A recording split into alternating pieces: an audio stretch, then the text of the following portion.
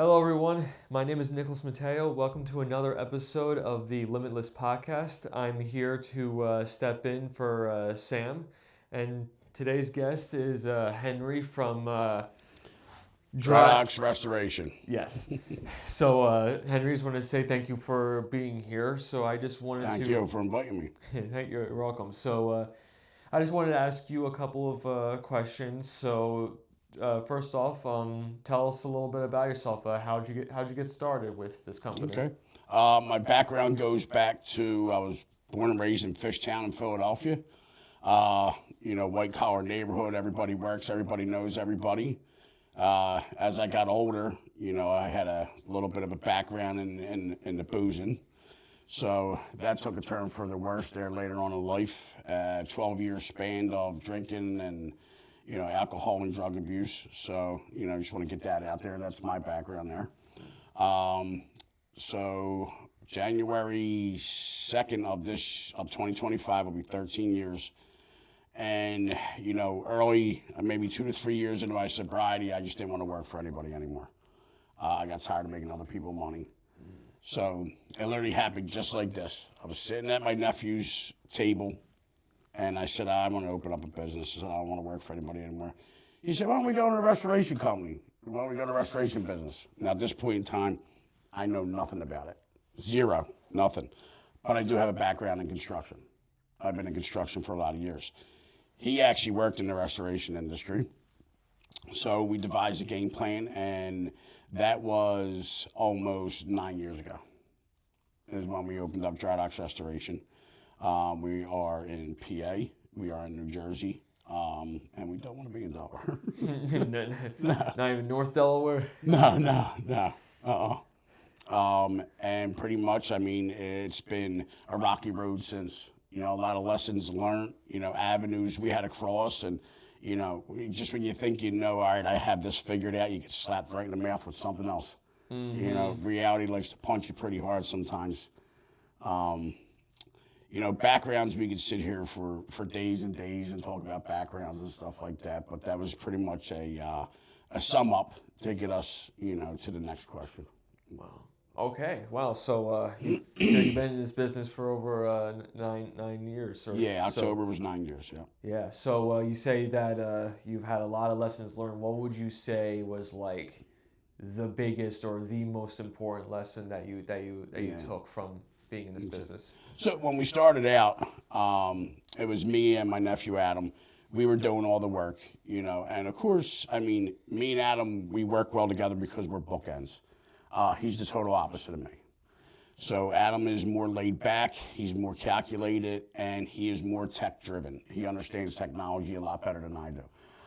Something simple as like QuickBooks, or the programming we use in our business, we use a thing called Magic Plan. When we walk in, we use a product called Magic Plan to write up our estimates and stuff like that. And my nephew has to talk to me like a baby sometimes, in order to make me understand how to use this technology sometimes.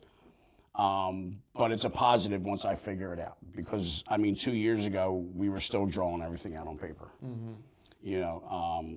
This thing, I can get done multiple estimates in one day instead of maybe like one or two. When you go home, you got to, you draw out your plans and, stuff. Well, it isn't that way anymore. This world is just technology efficient with everything that it has, geared up towards business industry. And restoration is the technology that's available to us for like when you just walk onto a job site, and you need to make an estimate and stuff. You can scan the room and it just makes the room for you now. Right. So one of my personal biggest hurdles was technology that I had to overcome. And I still have a hard time with it sometimes. So technology kicks my butt. One of the other biggest things is just to keep your company moving forward in the right direction with making money. Mm-hmm. It's always scary. You have your personal bills, you have your work bills, and sometimes, the sleepless nights come and the holidays, and you got a smile on your face, but in the back of your mind, you're thinking about something else. Right. You know. Yeah. So when it comes to your company, Dry Restoration, so what is it exactly do you guys what do you guys do? So in the city, we're based out of the city of Philadelphia. We were based out of Westville, New Jersey when we first started. Then we moved over to the city. We say fire, water, and mold. We can do all three. We don't chase fires. We're really good, a good company at, mold remediation and water damage. We focus on them too, and we are very successful at it. We have a really good track record of passing, so you get a pre and a post test when you have a lot of mold. We want to get it tested before and after. We have a really good track record of passing. Our crews, they just pay attention to every little detail. They don't cut corners. They set containment up. You bounce a quarter off of it. Adam trained our guys, the technicians, to set up containment properly and stuff, and they're really good at it. So they're our strong suits. Customer relationships that we have. I actually still have. I talk to people we've worked for. I've grown with people, multiple phone calls, talking to people, walking them through the process, and you get to learn about people as you go through. So you got to remember one thing is that we're not there to do home improvements. We're there to wreck your house. So in order for us to do that, I have to build some kind of trust with a person to let me come in and cut out their drywall, remove their hardwood floors, their affected building materials, and get them clean treated, disinfected, dried out properly. And that is a hurdle that is not easy to jump over.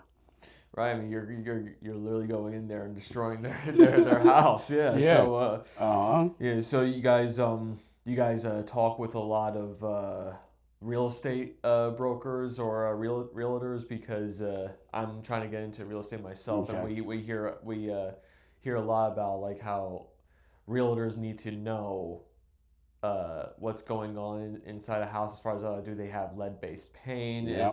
Is there any indicators of radon, asbestos, or as you said, mold? Yeah. So I was just wondering, do you talk to a lot of them, or is it mainly just the homeowners that you associate with? I actually have a very extensive catalog of realtors. Really? Yeah. I mean, I think we hit over 240 realtors that we actually have calling us. There's some big real estate companies in the city of Philadelphia that our name is literally passed off to each real estate agent in that particular company. That's good. That's a vast network. I would imagine that would kind of be like the standard clientele that you'd be getting. Yeah. It is, and we also do a lot of events. We sponsor events and stuff like that. I mean, there's so many good ones over the city. I mean, this guy Josh Buckner is he's phenomenal. Mm-hmm. I mean, he puts these things together, these events, and it's just networking. And the phone calls that you could, receive from people are just, sometimes it's just information. Yeah. And hey, man, maybe you want to do this or call that person. But the networks are phenomenal, and we're trying to run in circles, and most of them are realtors. Wow. So that's how we become part of a network with a lot of realtors. Yeah, that's good. So you've been pretty successful with all of this. So I'm wondering, what do you think is the most important aspect in business? You speak about networking. Do you think it's the people that you work with that's the most important element, or do you think there's factors beyond that are sure. more important? Everybody has them famous phrases they like to use. Me personally, one of my famous phrases is, you're only as good as the guys that you got. I think I heard an expression, you're as strong as your weakest link, or something like that. Yeah. Yeah. So it's kind of, and then there's the knowledge that you could pass on to your employees. Of course, you don't want people to mirror you and be exactly like you, but unfortunately, it's not going to happen. We're just hardwired and built different, but you can have people, your employees, do what you need to do. And then exceed your expectations is another hurdle. So we do have guys. I have a 20-year-old kid. His name's Mike. The kid's phenomenal. You know, he really is. You know, rough around the edges when we started, but he's polishing up really well. You know what I mean? I mean, his communication to me has grown. His work ethic is phenomenal. The kid doesn't take off, and he gives you 2 weeks in advance. Right. You know what I mean? So yeah, I mean, there's great people out there you can work with. Of course, you know, financials is always an issue. You know, you need money, you need jobs, you know, to keep your business afloat, things like that. But keeping track of your financials is another, Right. is another task. So in the future, listen, we're all in business because we want to grow. Of course. You know, I always want to see what that next ceiling is. Bang, bang. I just want to keep going through them and see what's next. You know, content isn't really a word that I like to use because I'm never happy. I'm never content about where I'm at. Yeah, if you're content, you're not going to seek to be better. Exactly. You're not going to grow. You know, you're happy with what you got. Well, I mean, I had a 12-year absence out of life. So I always have this feeling in the back of my mind, this thought in the back of my mind, that I'm behind. You know what I mean? I'm not where my full potential in life right now is where I should be, is where I need to be. You know, and I know that's just, I shouldn't think like that. I know that. But, you know, I'm at where I'm at in life right now, and that's it. There's nothing else I can do about it. Yeah, there is a fine line between always thinking about the future, but also the importance of being in the present moment. You know, but it's like you have to think about the future sometimes so that you can do more active things in the present moment. It's a fine line. So it goes along with, like, did you ever hear you leave the past in the past, there's nothing you can do about it or change it? Yeah. Yeah. How we bullshit ourselves all the time because we think we can change things, and you know, or try to be a little proactive with changing the future.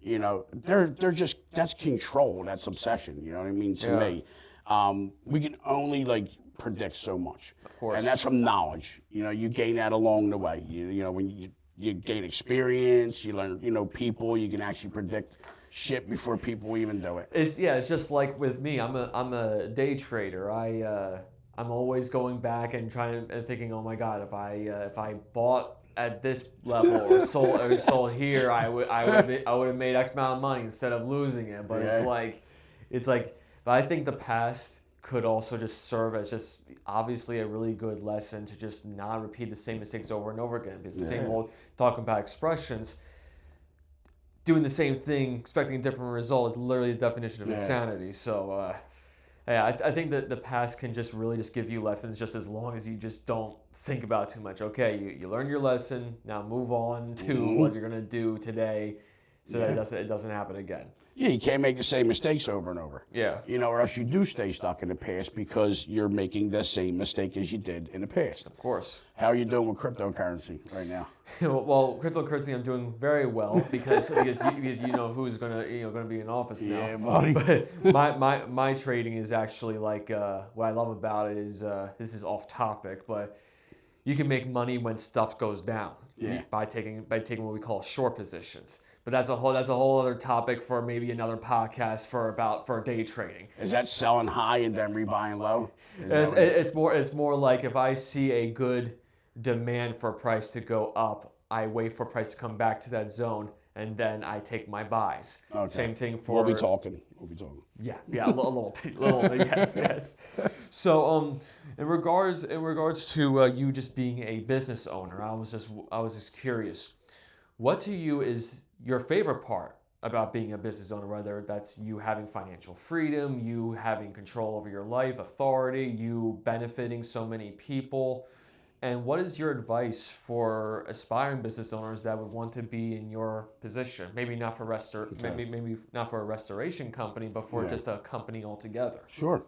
So one of my favorite things is having the ability to help people. You know, and I can go back to, you know, back in my previous life some time ago. If I didn't have second and third and fourth and fifth chances, I would never be where I'm at.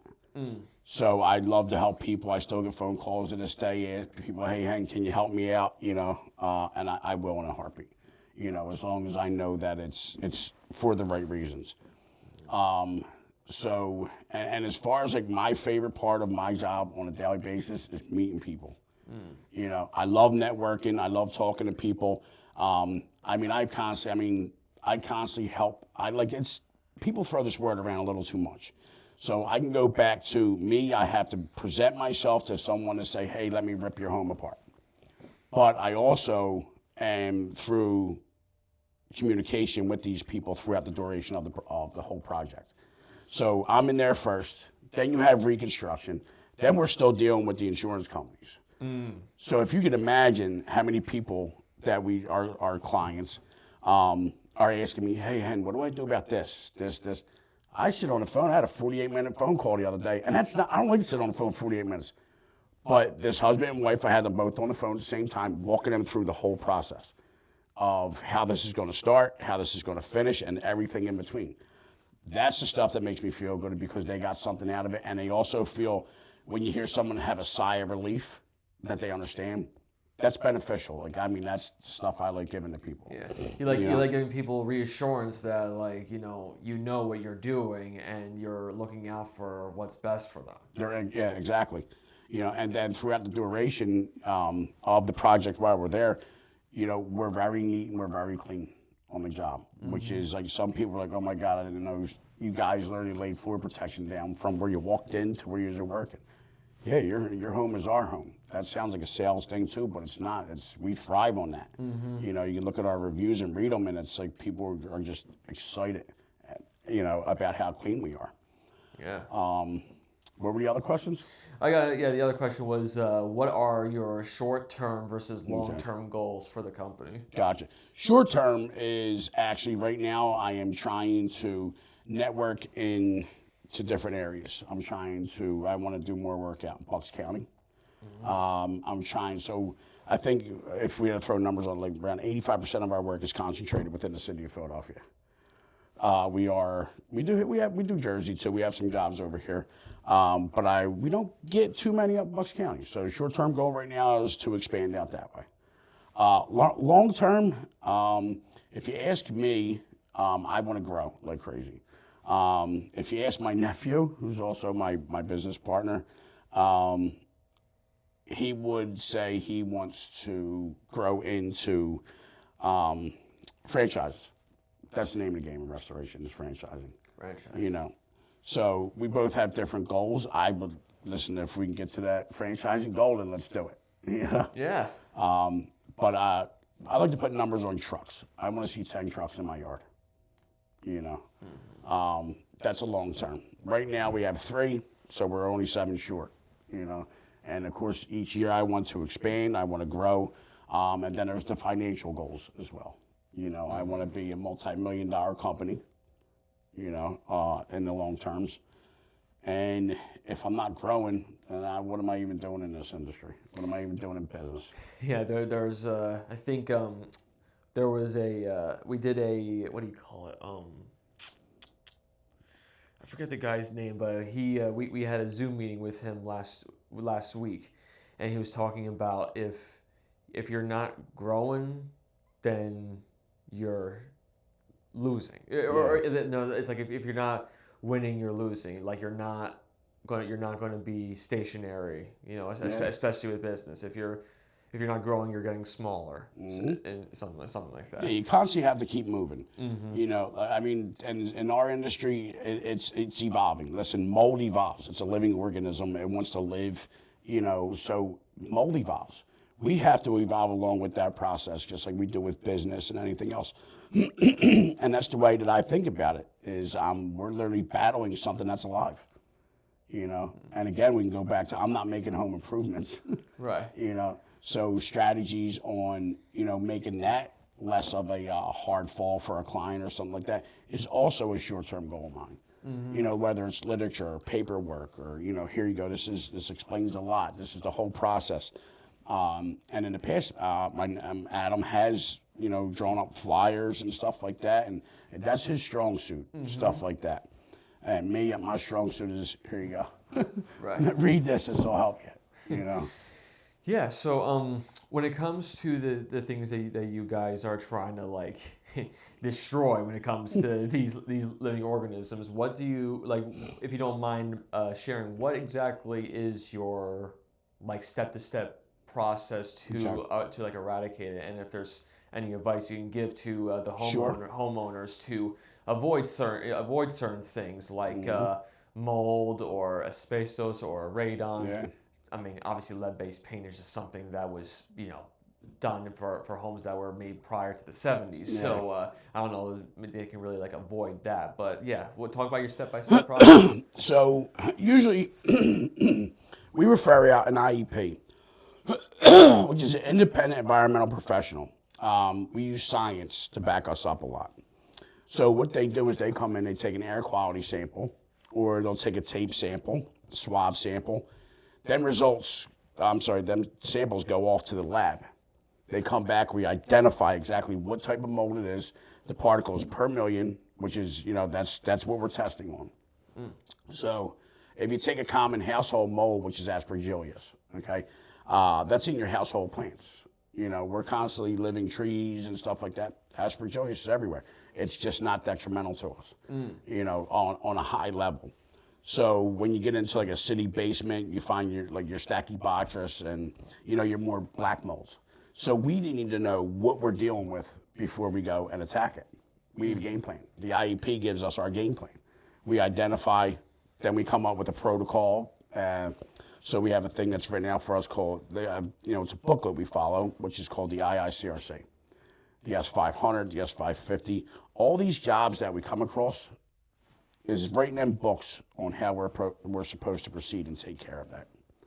So within the IEP's report, let's just throw out a fun hypothetical situation is aspergillus is 11,200, Stachybotrys is 14,000.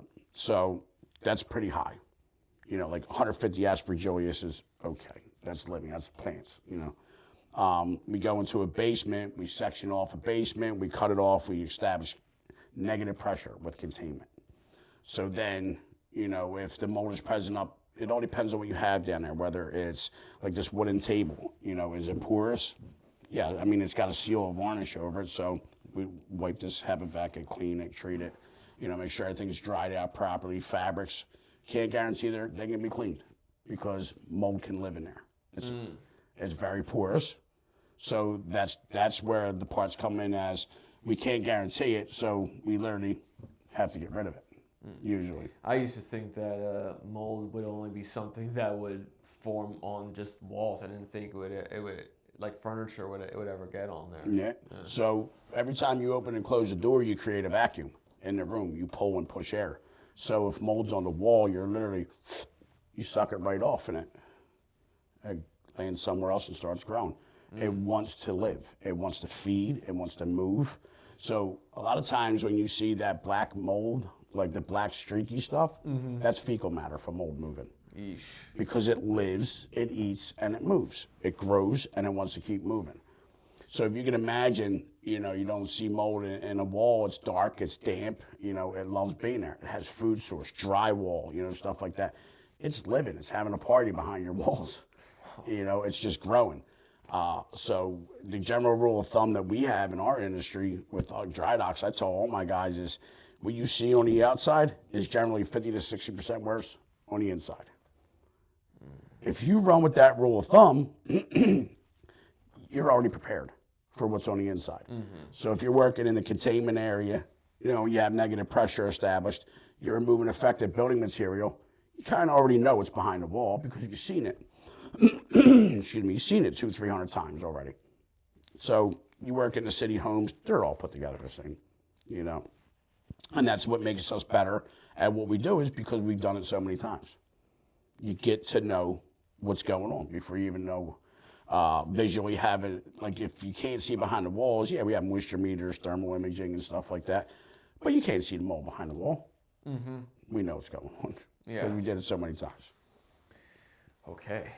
Wow.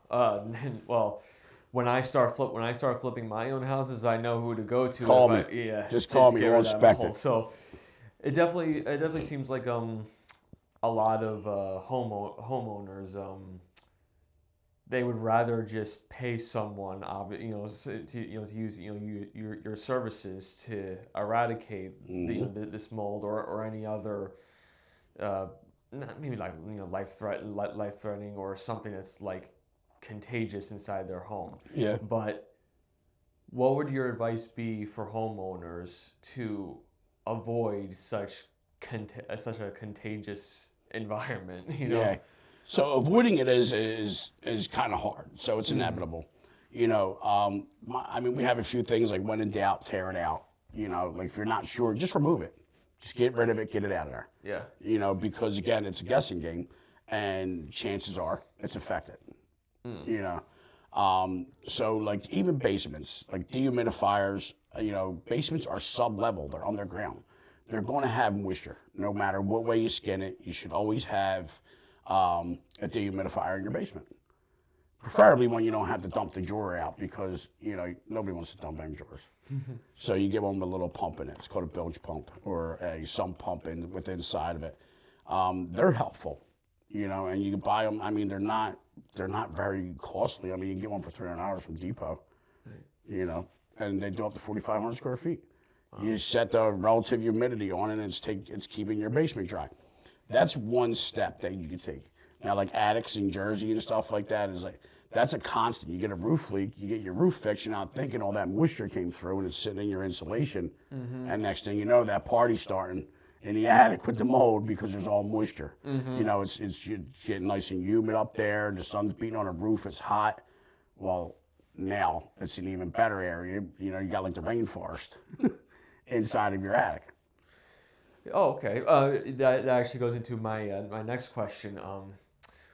What kind of housing materials should new homeowners look for to greatly reduce the chances that they're going to encounter mold or any other, Well, that's a good question. One of the biggest things we see is new construction. The basements in these homes have egress windows, and they're selling like vinyl flooring they're putting down there or hardwood flooring.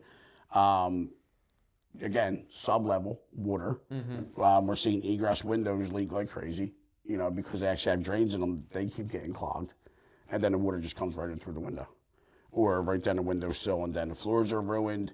Sub pumps in basements are huge. If you take neighborhoods that are close, we're constantly close to water over in the city, no matter what way you look at it. You got the Schuylkill on one side, and you have the Delaware on the other. I was born and raised in Fishtown. The Delaware River is right there. For those who don't know, can you explain what the sub pumps are? Sub pump is basically when the water comes in from outside of your foundation and gets into your basement. The sub pump will actually pump the water out of your basement. It's in a hole about this deep. Your basement floor is here. Your sub pump sits, at a lower level.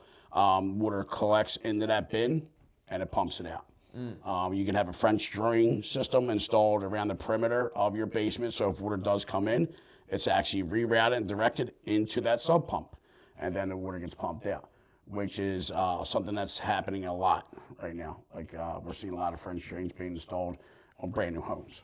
Wow. Yeah. So do you think the seasons or the time of year has an effect on like what happens to a house like that when it comes to the formation of mold and stuff like that? That's a really good question.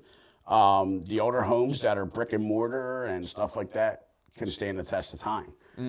They're not organic materials that mold likes to grow on, as far as like brick and stucco, and it doesn't like that. There's no food source there. So when these new homes are being built when they're being built out of like wood framing and wood is a wonderful, wonderful piece of food for mold. Yeah. So you recommend everyone just get brick homes then? Yeah, that's it. Or you go with steel studs. Steel studs. Yeah. You do steel framing, yes. I mean, there's no way around it, but you can take the precautionary measures of, having your roof inspected. Fiberglass roofs are a big problem. They're not standing up to the test of time anywhere right now because it is not a roof that should be in cold climate. and then come out of cold climate into warm climate. And what happens is the structural integrity of that roof breaks down and there's leaks. Okay, so this is kind of a two-parter. So how often should that turned off. So how often should a homeowner be looking for signs of mold, and also what are those very early signs, so that, and what kind of tools or sprays and things that they can, methods that they can use to eradicate it early before it really starts to fester? So one of the biggest things we're seeing is your newer homeowners don't have any kind of construction background or maintenance. Your home, when you buy a home, you have routine maintenance. Caulking around your windows, caulking around your capping. Again, if you have rubber roof, you're supposed to be silver coating it. Every 3 years, there's maintenance to them roofs. Just something simple as, if you have a little bit of water coming in your house, we can go back to that rule of thumb, it's 50 to 60% worse on the inside. If you have insulation, excuse me, in that wall, your insulation's wet. You know how long it takes insulation to dry? With no air movement? Months. Months.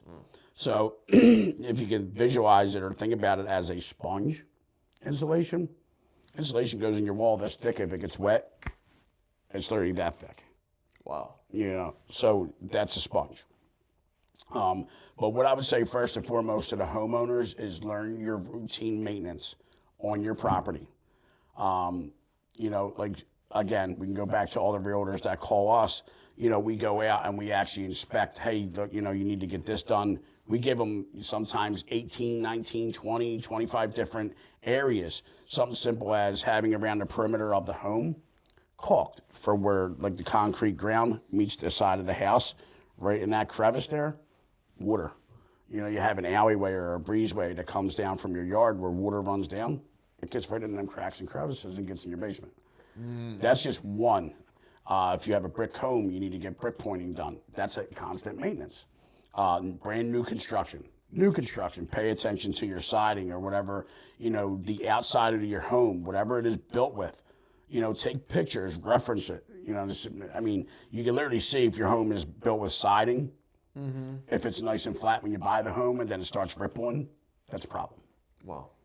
So these are things that you need to start learning about your home, just like you would your job or anything else, in order to take care of it, maintenance it. HVAC systems are an issue right now. They're building, the ductwork is creating, it's another thing we see is the condensation. The condensation, because things aren't being ran correctly, or we're seeing ductwork right next to a dryer vent. That dryer vent heats up and this ductwork's blowing cold air. You just create a condensation, it starts sweating like crazy. Wow. Then next thing you know, your drywall's wet. Yeah, those are very important things for homeowners to really know. Yeah. Yeah. So I think that's actually about it. Before we wrap up, is there any other last minute things that you wanted to say to not just homeowners but people looking to start a successful business? Yeah. It's not easy. Prepare to lose some sleep. Aggravation, frustration, but it's all worth it in the end. The hurdles that we overcome is nothing but knowledge. We learn along the way. And one thing I will say is I have built a great network of friends, not just relationships with business. I've come out with some really good people that I actually call brothers now, and it's just the way this works. I met Sam. I've called him on the phone because the shower didn't work. You know what I mean? That's how I met him at a property down the shore. And we were on the phone for probably 30 minutes, and then we had lunch. And then we found out all the same people we knew. Right. So it just happens that way, but with business, just stick with it. We never know everything. I don't ever claim I don't know jack shit about this business. I'm just scratching the surface. I gain new knowledge almost every day. New products come out, and like I was saying, mold evolves. It wants to live just like we do. When we eat healthy, it's because we want to keep living. I'm 48 years old. I literally just started a diet Monday. Because I want to keep living. But yeah, I just stay the course, man. fear played a big factor in starting out the business. You know, that is probably the biggest thing that stopped me from starting a business before the day that I did was fear. And then one day I hate to even say it like this, I got a case of the I don't give F's. You know what I mean? Like, I don't care, I'm just going to do it. Right. And it works. You know, it works. If you want it to work, it's going to work. You know, everybody has an opinion. Everybody wants to say things to you and this and that. Just take it all with a grain of salt. If it's negative, just brush it off. If it's positive, digest it.